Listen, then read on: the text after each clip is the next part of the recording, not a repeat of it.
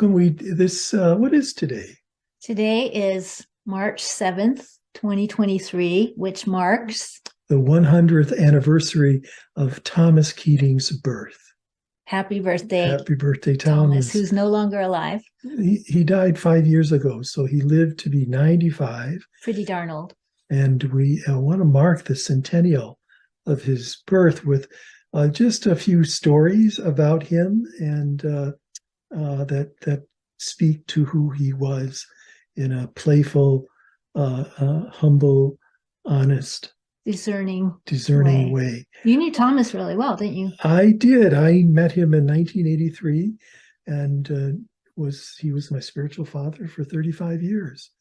And I still have a sense of his presence in my meditation and in my life. You worked really closely with him. You spent a lot of time with him. Yeah. So yeah. You saw things that most people haven't. So. And you got to know him for 13 years before he died. Yeah, that was a real blessing. And actually, I remember we went to see him in hospice care. Shortly before he died, he was in a monastery in Massachusetts, being taken care of. And I remember we spent a couple of days there, and I asked him at one point, did you ever think you would live this long, 95 years? And he kind of laughed and he said, absolutely not. And he told us, do you remember how during World War II, in particular, in the monastery where he was living, they were under severe rationing of food and everything, and on top of the monastic discipline, which was to fast regularly. Right. Yeah. And so he said he got severely malnourished, and it was cold. They didn't have heat, and he got very sick, and he actually was convinced at that point that his body would not last very long. So I think it was as big a surprise to him as to anyone that he lived to be 95. 95, yeah. And his life evolved and unfolded. And the second half of his life was very involved with service, including service outside the monastery, where, as many of you know, he brought the contemplative Christian life out of the cloister into the world. Yeah, and it's funny, so he became this well-known spiritual teacher and author, and he was abbot of the monastery, but he always stayed humble. Like, he never carried himself with a sense of, I'm Thomas Keating, and so I remember there was an experience you told me about in New York at the restaurant. Oh, in New York City. So he and I were in New York for some meetings, and two other people hosted us for lunch at a nice New York City restaurant. And Thomas grew up in Manhattan, so he was used to all of the New York life, although he kind of hadn't been in New York for a very long time. No, he became a monk when he was 20. 20, right? Yeah. So at this luncheon, the server, this woman, waitress, as we used to call them, was attentive to bringing out food and stuff, but also very attentive to Thomas. Thomas wasn't wearing his monastic robes or a clerical collar. He was just dressed in ordinary civilian wear. Yeah, but she knew that something was different about him by the way he held himself, his genteel presence to her, his graciousness, his humor. And she didn't say anything until the end of the meal, when she brought the check and the check was being paid for. And she said, "Excuse me, sir, can I ask you, what do you do?" What she really wanted to know is, who are you? She says, "What do you do?" And he paused for a moment, and he looked at me, and he says, looked back at her, and he says, "Well, I'm a rancher." That surprised her. That was not on her list of guesses. It was not on her list of guesses. He wasn't wearing cowboy boots. And this is New York City. What's he doing in New York City? He's a rancher. So she accepted that, and she thanked him and for coming to lunch, and she went off, and I just burst out laughing. I said, "Thomas, a rancher?" And he looked at me with a deadpan expression. He says, "Well, at the monastery, we do have cattle." So he wasn't interested in in assuming any particular role or dignity, or even though he was becoming very well known as a spiritual teacher. And this was his hometown, being back in New York. He could have really played that up. Yeah. The spiritual teacher comes back home. Right. Makes good. Yeah. Yeah, it's funny. He was so humble. And I remember I first met David. This was in 2005, and we were both at this integral gathering of spiritual teachers. And David was there accompanying Father Thomas, and I was accompanying another spiritual teacher who I had been working with for several years, who over time had gotten to know pretty well and gotten to see this kind of weird disconnect between his public spiritual teacher persona and just kind of a lot of dark stuff behind the scenes that most people didn't know about, but that was kind of crazy making for me to see the gap between the two. And so I just figured, well, I guess all spiritual teachers are like this. And so when I first met David, we were getting to know each other, and I said, okay, Father Thomas seems like an amazing guy, so much integrity, so just this beautiful man, but just I'm sure there's some hidden dark stuff. So just lay it on me, just between you and me. I need to know this, because otherwise I'm going crazy here. Like, just give me the dirt. Is he secretly torturing kittens? Is there some sex ring involving nuns that nobody knows about? Like something, just give me the worst. It will really help me.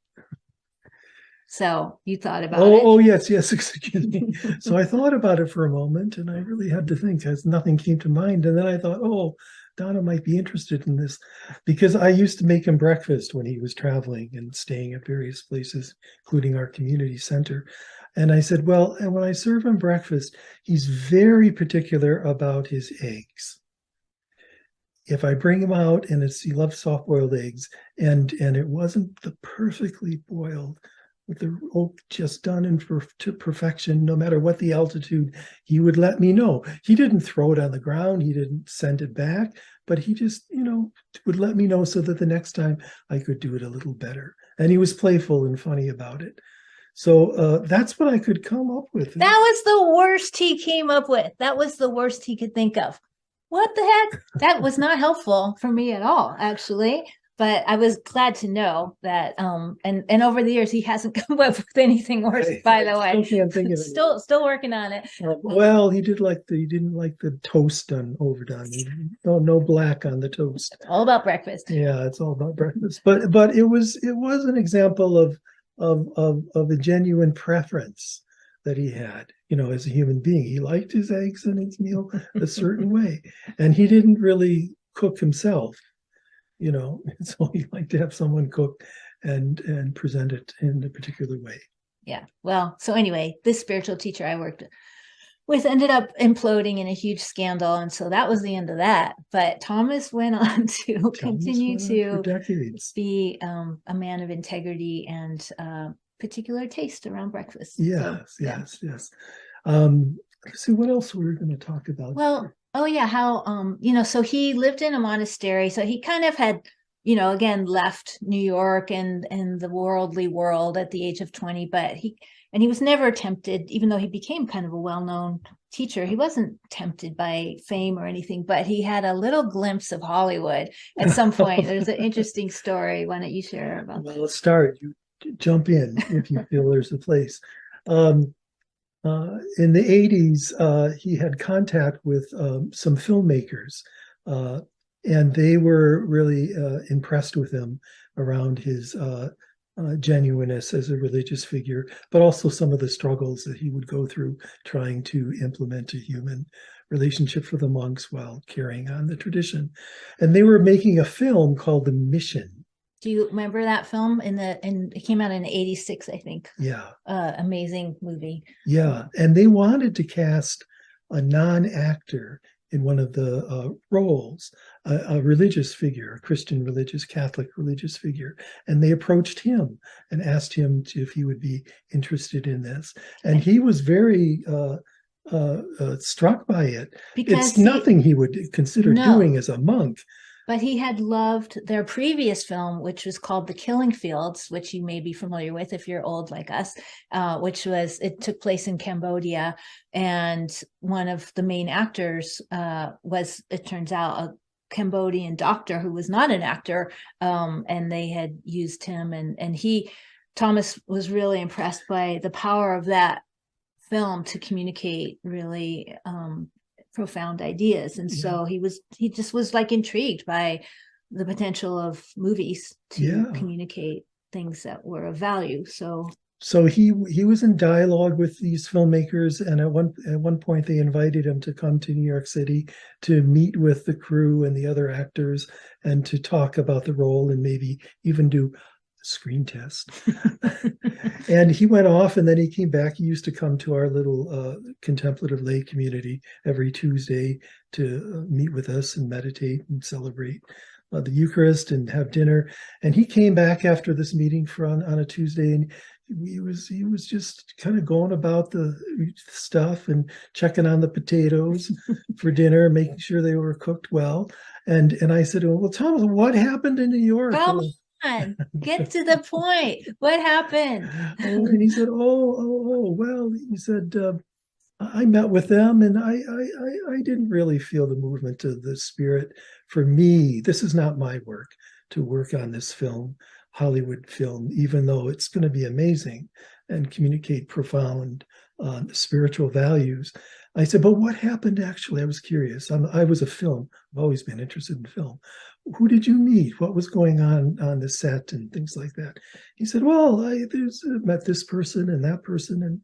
And I said, anyone particular? He said, well, there was this one actor, Bob, who took me under his wings. He was very warm and nice, and he grew up in New York too, and we shared that in common, and we talked a little bit. He gave Thomas tips and acting tips. Yeah. and I thought, wow. And I thought, wait a minute. I said, did you know his last name? He said, well, I can't really remember it. And I said, was this Robert De Niro? He said, oh yeah, that was his name. And he had no idea. Thomas had no idea who Robert De Niro was, because he doesn't go to movies. I mean, why would he go to movies? Yeah, he lived in a monastery. Yeah. Where have you been? You don't know Robert De Niro? Holed up in a monastery? Yes. So we had a good laugh at that, and I told him who Robert De Niro was, and he said, "Oh well, he was a very nice man, very nice and gentle." So again, it was kind of an example, this little story of his just genuineness and his fidelity to discernment and listening to the movement of God in his life. There was some curiosity. It wasn't the place to go. He dropped it. And sure enough, after he dropped it, literally a month or two afterwards, this initiative to film his videotape his teachings and record them and send them out around the world to people who were interested, that came forth, and he assented to that. I think it was partially because God drew him in this other way at first with the Hollywood curiosity, and then refined it, and the video that we did very unprofessionally. He did it. And then it was done more professionally. Yeah. It really helped to disseminate the Christian contemplative teachings around the world to those who were interested outside the monastery. It wasn't Hollywood. It was the genuineness of his teachings that were recorded. Yes, so he didn't end up at the Oscars, but I would say the outcome was even more valuable, wouldn't you say? Yeah, even more valuable. Yeah.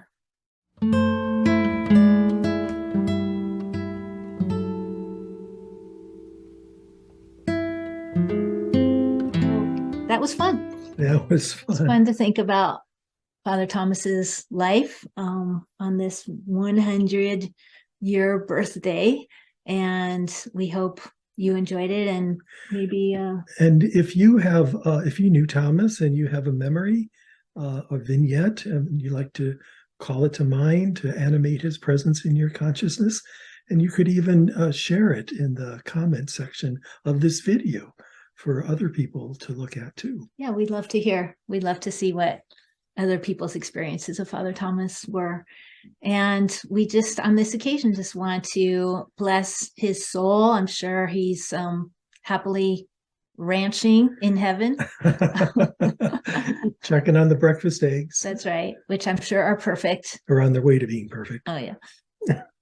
And we wish blessings on you all, and may the rippling effects of Thomas's amazing life continue to affect us all, and may his soul be blessed.